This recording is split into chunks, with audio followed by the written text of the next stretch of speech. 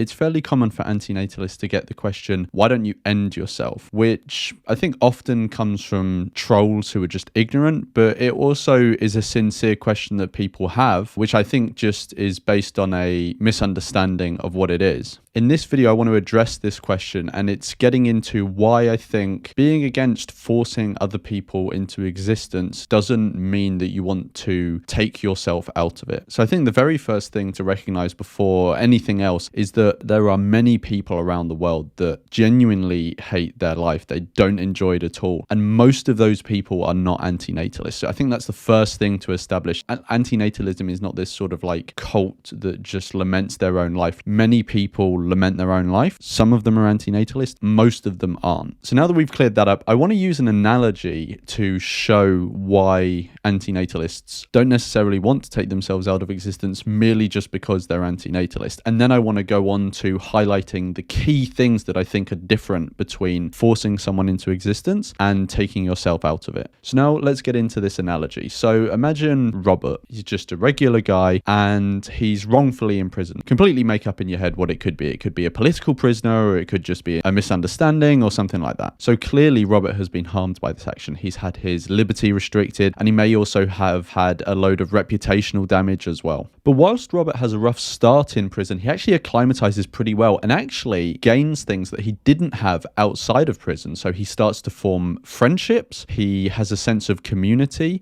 he gains some social status in the prison, and he actually starts to garner respect from a lot of the other prisoners. In fact, after a certain amount of time, he becomes so used to life within the confines of the prison that he actually forgets what life was like outside of the prison. But one day there's a budget meeting held by the people who run the prison, and they realize that they need to cut costs. And so what they decide to do is release all inmates early that have served the majority of their sentence and have consistently shown good behavior. Now, Robert is informed that he's going to be released early, and when he's told this, he actually says that he'd prefer to stay. He's actually spent more of his life in the prison than he has outside, and he's actually just built his life within the confines of the prison. That's what he knows and understands now. Unsympathetically, though, the prison management ignore his request to allow him to serve his full sentence and forcibly eject him from the prison. Now, after struggling to adjust to life outside the prison for a short while, Robert decides to end his own existence, which is obviously very sad. But why am I telling this story? Well, what I think this story shows is that whilst it can be a harm to put someone in an initial set of conditions,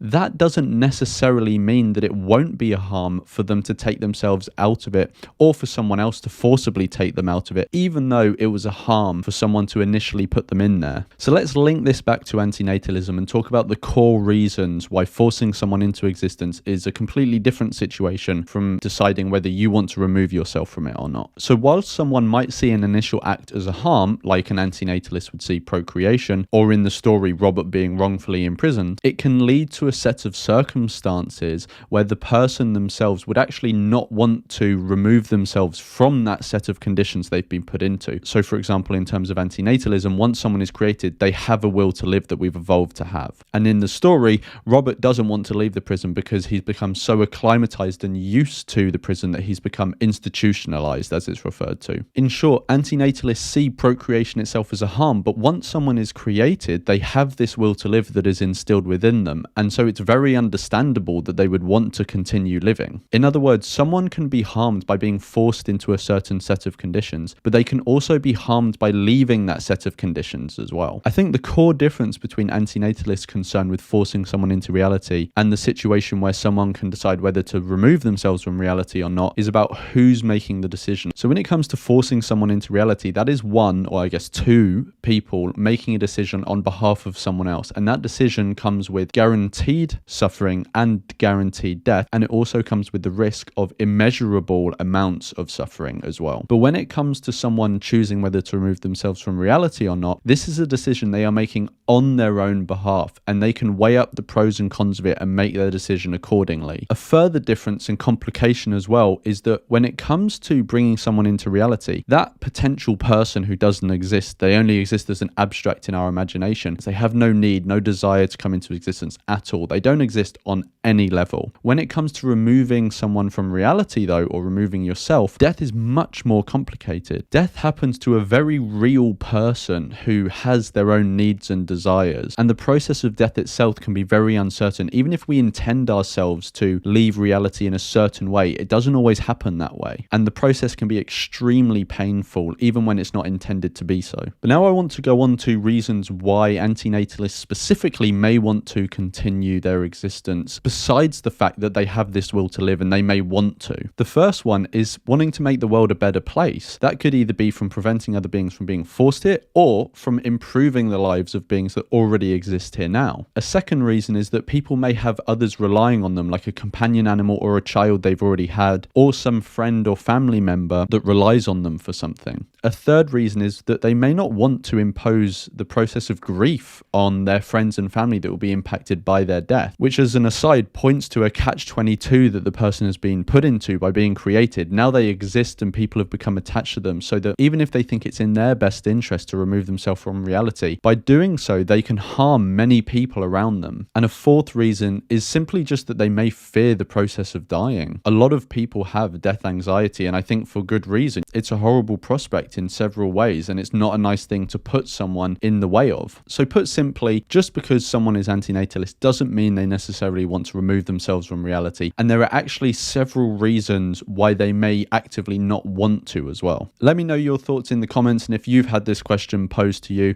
and I'll see you in the next one.